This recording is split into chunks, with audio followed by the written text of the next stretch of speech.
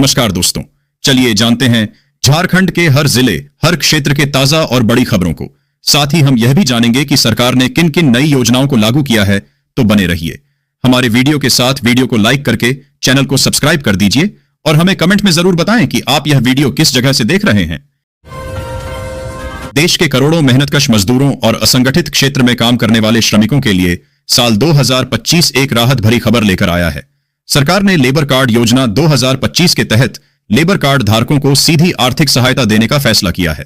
इस योजना के अंतर्गत महिला श्रमिकों को 18,000 रुपए और पुरुष श्रमिकों को 13,000 रुपए की आर्थिक मदद दी जाएगी। यह राशि सीधे उनके बैंक खातों में ट्रांसफर की जाएगी, जिससे मजदूर परिवारों को रोजमर्रा की जरूरतों को पूरा करने में काफी सहारा मिलेगा। भारत में डिजिटल एजुकेशन को मजबूत करने के उद्देश्य से सरकार और राज्य सरकारों द्वारा फ्री लैपटॉप योजना 2025 से जुड़ी योजनाओं को लेकर छात्रों और अभिभावकों को सूचित किया जाता है। में काफी उत्सुकता है। खासतौर पर 9वीं, 10वीं और 12वीं कक्षा पास करने वाले विद्यार्थियों के लिए यह योजना बेहद अहम मानी जा रही है। इस योजना के तहत योग्य छात्रों को या तो फ्री लैपटॉप दिया जाएगा या फिर 25,000 रुपए की आर्थिक सहायता सीधे बैंक खाते में ट्रांसफर की जाएगी, ताकि वे अपनी पढ़ाई के लिए लैपटॉप या डिजिटल डिवाइस खरीद सकें। एलपीजी गैस सिलेंडर के ऊपर आया आम लोगों के लिए बहुत बड़ी खुशखबरी। देश में बढ़ती महंगाई के बीच रसोई गैस उपभोक्ताओं के लिए एक राहत भरी खबर है। मीडिया रिपोर्ट्स के अनुसार केंद्र सरकार की प्रधानमंत्री उज्ज्वला योजना PMUY के तहत पात्र लाभार्थियों को मुफ्त में रसोई गैस सिलेंडर उपलब्ध कराए जाएंगे। को हर LPG सिलेंडर पर 300 रुपए की सीधी सब्सिडी दी जा रही है। इसका सीधा फायदा देश के करोड़ों गरीब और मध्यम वर्गीय परिवारों को मिल रहा है, जिससे उनकी रसोई का बजट काफी हद तक संतुलित हो पा रहा है। प्रधानमंत्री किसान सम्मान निधि योजना देश के करोड़ों किसानों के लिए आर्थिक सहारा बन चुकी है। हर 4 महीने में मिलने वाली 2,000 रुपए की किस्त से किसानों को खेती से जुड़ी जरूरतें पूरी करने में मदद मिलती है। हाल ही में 19 नवंबर 2025 को PM किसान योजना की 21वीं किस्त सफलतापूर्वक सभी पात्र लाभार्थियों के बैंक खातों में ट्रांसफर कर दी गई है। इस किस्त के बाद अब किसानों की नजर 22वीं किस्त पर टिकी हुई है। इस साल गोल्ड निवेशकों के लिए जबरदस्त रिटर्न लेकर आया है। अब तक सोना करीब 73% का रिटर्न दे चुका है। इसी तेजी को देखते हुए गोल्डमैन सैक्स ने बड़ा अनुमान जताया है। ब्रोकरेज के मुताबिक दिसंबर 2026 तक गोल्ड $4,900 प्रति ऑन्स यानी 1,55,000 रुपए प्रति 10 ग्राम के करीब के स्तर तक पहुंच सकता है। इसका 1,55,000 रुपए प्रति 10 ग्राम के करीब के स्तर तक पहुंच सकता है।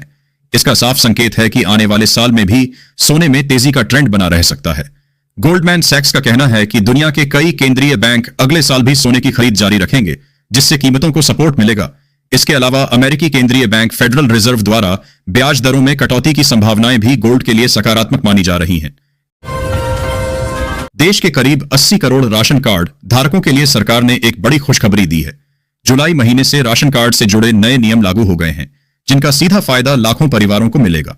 अगर आपने अभी तक राशन कार्ड के लिए आवेदन नहीं किया है तो जल्द करें, क्योंकि सरकार ने नई राशन कार्ड लिस्ट 2025 जारी कर दी है। जिनका नाम लिस्ट में है वे अब घर बैठे ही इसे ऑनलाइन चेक कर सकते हैं। प्रधानमंत्री ग्रामीण आवास योजना PMAYG के तहत राजस्थान सरकार एक बड़ा तोहफा देने वाली है। 23 दिसंबर 2025 को 18,500 लाभार्थियों के बैंक खातों में कुल 100 करोड़ रुपए की राशि सीधे ट्रांसफर होगी। यह धनराशि डायरेक्ट बेनिफिट ट्रांसफर DBT के जरिए भेजी जाएगी, जिससे गरीब परिवारों को घर बनाने में तेजी आएगी। केंद्र सरकार की वन नेशन वन सब्सक्रिप्शन योजना के तहत जमशेदपुर स्थित Mahatma Gandhi memorial medical college को स्वीकृति मिली है। इस योजना के तहत कॉलेज के MBBS, PG छात्रों, प्रोफेसरों और चिकित्सकों का पंजीकरण शुरू हो गया है। छात्रों और शिक्षकों को 30,000 से अधिक राष्ट्रीय व अंतर्राष्ट्रीय जर्नल मुफ्त में ऑनलाइन उपलब्ध होंगे, जिससे मेडिकल शिक्षा और रिसर्च की गुणवत्ता में सुधार होगा। बिहार के मुख्यमंत्री नीतीश कुमार द्वारा डॉक्टर नुसरत परवीन का हिजाब खींचने के मामले में झारखंड की सियासत गरमाई हुई है। मंत्री इरफान अंसारी ने नुसरत को झारखंड में नौकरी का ऑफर दिया, लेकिन मुख्यमंत्री हेमंत सोरेन की पार्टी JMM इससे सहमत नहीं है। JMM प्रवक्ता मनोज पांडे ने कहा कि यह इरफान का निजी बयान है और सरकार की तरफ से ऐसा कोई आदेश नहीं है। रांची में मिट्टी की नमी की मॉनिटरिंग अब सस्ती और आसान होगी, क्योंकि एक स्मार्ट सिंचाई डिवाइस को पेटेंट मिला है। यह डिवाइस किसानों को कम लागत पर मिट्टी की नमी की निगरानी करने में मदद करेगा, जिससे सिंचाई को और भी बेहतर बनाया जा सकेगा। यह तकनीक जल संरक्षण और कृषि उत्पादकता को बढ़ाने में सहायक होगी। रांची के सदर अस्पताल का स्वरूप बदलने वाला है। अस्पताल में 1,06,00,000 रुपए की लागत से सुविधाओं का विस्तार किया जाएगा। इससे अस्पताल में मरीजों को बेहतर इलाज मिल सकेगा और स्वास्थ्य सेवाओं में सुधार होगा। अस्पताल प्रशासन ने इस संबंध में योजना तैयार कर ली है। धनबाद में रेलवे ने 169 दिनों के भीतर दूसरी बार रेल किराए में बढ़ोतरी की है। मेल एक्सप्रेस ट्रेनों के स्लीपर से ऐसी श्रेणी तक के किराए में प्रति किलोमीटर 2 पैसे की बढ़ोतरी की गई है। नया किराया 26 दिसंबर से लागू होगा। धनबाद से विभिन्न स्टेशनों की यात्रा करने वाले यात्रियों को 10 से 55 रुपए तक अधिक किराया देना होगा। हालांकि 215 किलोमीटर तक की यात्रा के लिए पैसेंजर ट्रेनों के किराए में कोई बढ़ोतरी नहीं की गई है। धनबाद के प्रीपेड बिजली मीटर उपभोक्ताओं के लिए बुरी खबर है। अब उन्हें किस्त में भुगतान करने की सुविधा नहीं मिलेगी। उपभोक्ताओं को बकाया चुकाने के बाद अपने मीटर में न्यूनतम बैलेंस रखना होगा। यह बदलाव झारखंड बिजली वितरण निगम लिमिटेड JBVNL द्वारा किया गया है, जिससे उपभोक्ताओं पर वित्तीय दबाव बढ़ सकता है। झारखंड विधानसभा अध्यक्ष ने राज्य के विकास में पिछड़ने के कारणों पर प्रकाश डाला। उन्होंने बुनियादी ढांचे की कमी, शिक्षा और स्वास्थ्य सेवा में निवेश की कमी और भ्रष्टाचार जैसी चुनौतियों को विकास में बाधक बताया। अध्यक्ष ने इन मुद्दों को हल करने और राज्य के विकास को गति देने के लिए ठोस कदम उठाने का आह्वान किया। धनबाद के सांसद ढुलू महतो की पत्नी सावित्री देवी की राजनीतिक सक्रियता बढ़ गई है, जो बोकारो जिले में भी देखने को मिली। उन्होंने सिंदरी के डोमगढ़ और चंदन कियारी में सांसद खेल महोत्सव में भाग लिया, जहां उन्होंने युवाओं को खेल के लिए प्रोत्साहित किया। इस दौरान भाजपा के कई नेता भी मौजूद रहे। सावित्री देवी की इस सक्रियता से धनबाद और बोकारो की राजनीति में चर्चा तेज हो गई है। निर्माता आदित्य धर की एक्शन फिल्म धुरंधर में रणवीर सिंह, अक्षय कुमार जैसे कलाकारों के पोशाक डिजाइनर स्मृति चौहान जमशेदपुर की रहने वाली है। फिल्म में रणवीर सिंह के लुक को डिजाइन करने में स्मृति ने दिन रात मेहनत की। फिल्म धुरंधर में रणवीर सिंह, आदित्य धर समेत सभी कलाकारों के आपसी सामंजस्य से काम करते गए और सराहना मिलती गई। राजधानी का दिल कही जाने वाली रांची झील स्वामी विवेकानंद सरोवर की 36 एकड़ जमीन का पता नहीं चल रहा। दस्तावेज में बड़ा तालाब समेत आसपास की 53 एकड़ जमीन नगर निगम की बताई जा रही है। इसमें से 17 एकड़ जमीन पर तालाब, 36 एकड़ जमीन का पता नहीं चल रहा। दस्तावेज में बड़ा तालाब समेत आसपास की 53 एकड़ जमीन नगर निगम की बताई जा रही है। इसमें से 17 एकड़ जमीन पर तालाब है। तालाब के हिस्से की 36 एकड़ जमीन के गायब होने का पता तब चला जब रांची नगर निगम की ओर से जमीन परिसंपत्तियों को अद्यतन कर डिजिटलाइजेशन को लेकर पिछले दिनों छानबीन शुरू की गई। इसमें पता चला कि बड़ा तालाब अभी केवल 17 एकड़ क्षेत्र में है। तालाब का यह हिस्सा जलस्रोत होने की वजह से अभी तक बचा हुआ है। झारखंड के 1 दर्जन से अधिक IPS अधिकारियों को प्रोन्नति देने पर सहमति बन गई है।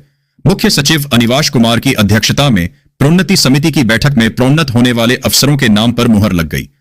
अक्टूबर में राज्य पुलिस मुख्यालय ने ASP से लेकर IG रैंक के अफसरों की सूची राज्य के गृह विभाग को भेजी थी। राज्य पुलिस मुख्यालय ने सभी अफसरों के SCR के साथ उनकी प्रोन्नति की अनुशंसा की थी। इसके आधार पर प्रोन्नति समिति की बैठक हुई। IG रैंक से 2001 बैच के अफसर मनोज कौशिक की प्रोन्नति ADG रैंक में होगी। मनोज फिलहाल IG CID of Ranchi zonal IG के प्रभार में है। जमशेदपुर फुटबॉल क्लब की अंडर 19 टीम ने AIFF एलीट यूथ लीग के एक मैच में AIFF टैलेंट एकेडमी भुवनेश्वर को 2-0 से हराया। कदमा स्थित फ्लैट लेट ग्राउंड में शनिवार को खेले गए इस मैच में JFC की यूथ टीम AIFF एकेडमी पर पूरी तरह से हावी रही। JFC यूथ की जीत के हीरो मार्स निंगथौजम रहे। उन्हें प्लेयर ऑफ द मैच के पुरस्कार से नवाजा गया। मार्स निंगथौजम ने 58वें मिनट में गोल दागकर JFC को पहली बढ़त दिलाई। इंजरी टाइम 94 मिनट में लोमसांग ज्वाला ने एक शानदार गोल करते हुए JFC यूथ को 2-0 की अजेय बढ़त दिला दी। ब्लॉक में शनिवार को जिला सहायक सांख्यिकी पदाधिकारी की ओर से प्रखंड कर्मियों एवं पंचायत प्रतिनिधियों को जन्म मृत्यु प्रमाण पत्र निर्गत करने को लेकर 1 दिवसीय प्रशिक्षण दिया गया। प्रशिक्षण में जिला सहायक सांख्यिकी पदाधिकारी कमलेश कुमार ने जन्म मृत्यु प्रमाण पत्र निर्गत करने से संबंधित 10 मुख्य बिंदुओं के बारे में बताया। उन्होंने कहा कि जिस बच्चे का जन्म जहां हुआ है वहीं से उसका प्रमाण पत्र निर्गत होना है। वर्तमान समय में अधिकांश प्रसव संस्थागत होता है। ऐसे में उस बच्चे का जन्म प्रमाण पत्र उसी संस्था या संबंधित क्षेत्र के द्वारा निर्गत किया जाएगा। जामुमो खलारी प्रखंड अध्यक्ष श्यामजी महतो के नेतृत्व में एक प्रतिनिधिमंडल ने जामुमो के रांची संयोजक प्रमुख मुश्ताक आलम से शिष्टाचार मुलाकात की।